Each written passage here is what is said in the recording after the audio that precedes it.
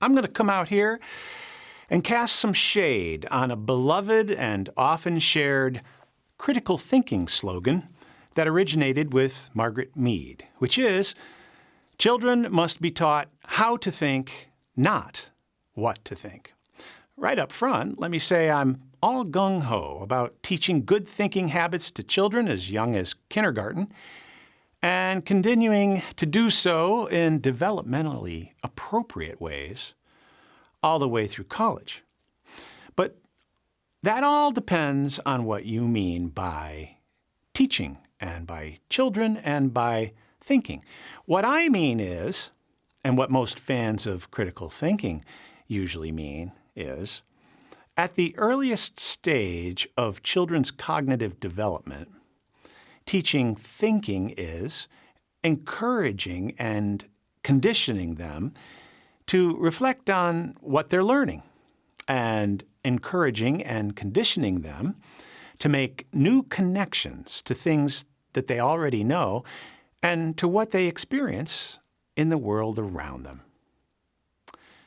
This involves a lot of open-ended questioning and encouragement of curiosity, reflection, and play.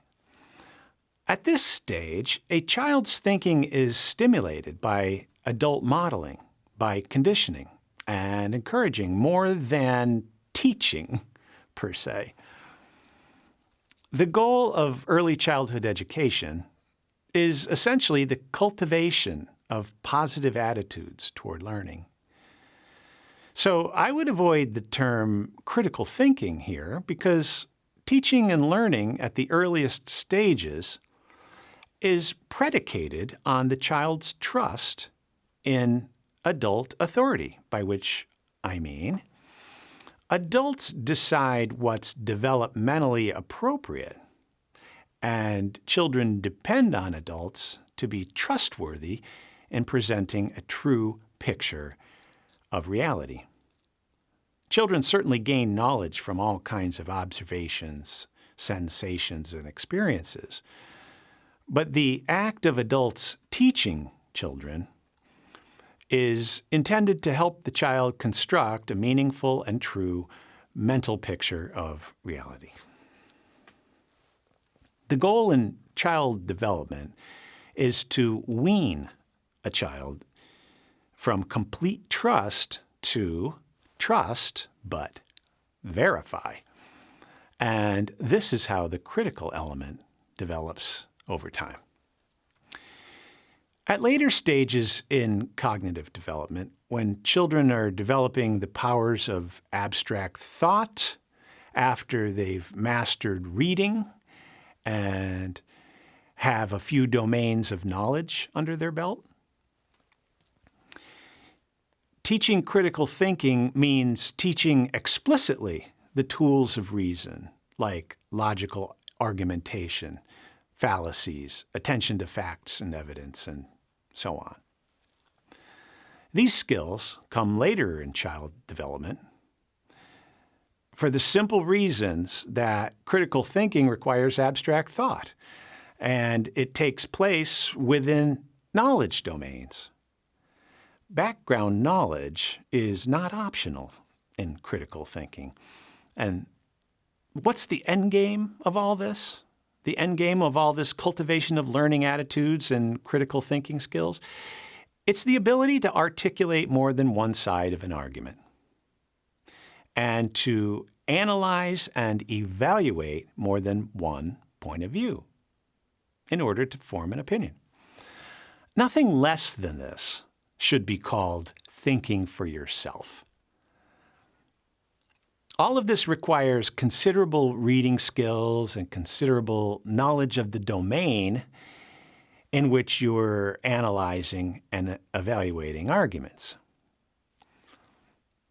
For example, you have to learn at least a couple different ways of thinking about the origins of the Great Depression before you can adequately critique a given side.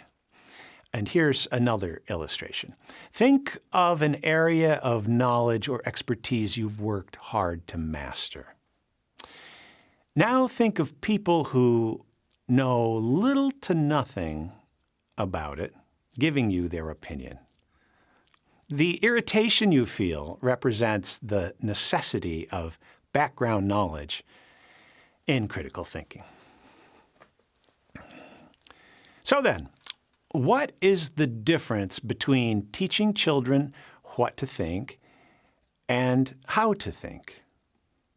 In the case of very young children, there doesn't seem to be a difference, as the what is what adults teach them, and the how is their reflection on what adults have taught them.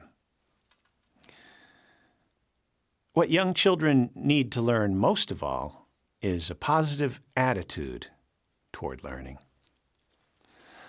And this requires trustworthy adults to teach them what to think.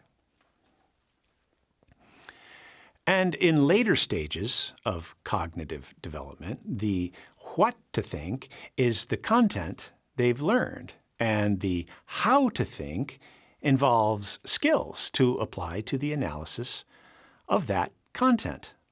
You could call critical thinking skills what to think as well, since these skills are also based on content that's taught by adults.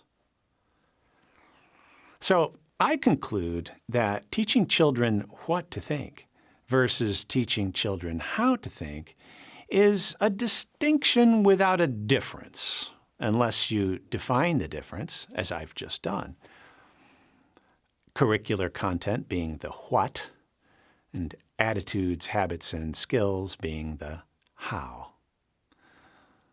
That's how you define it too, if you stop to think about it, right? Looking at it this way, doesn't it seem a bit ridiculous to say children must not be taught what to think? Of course we teach children what to think.